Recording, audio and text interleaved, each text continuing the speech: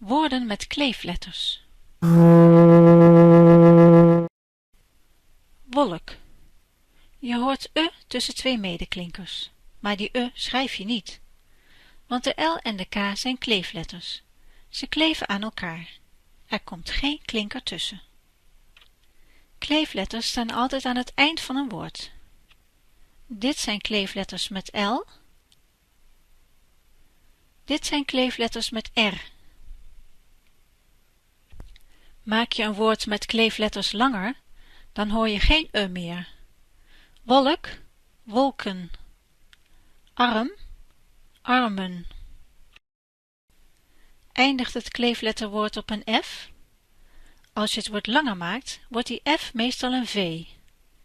De wolf, de wolven.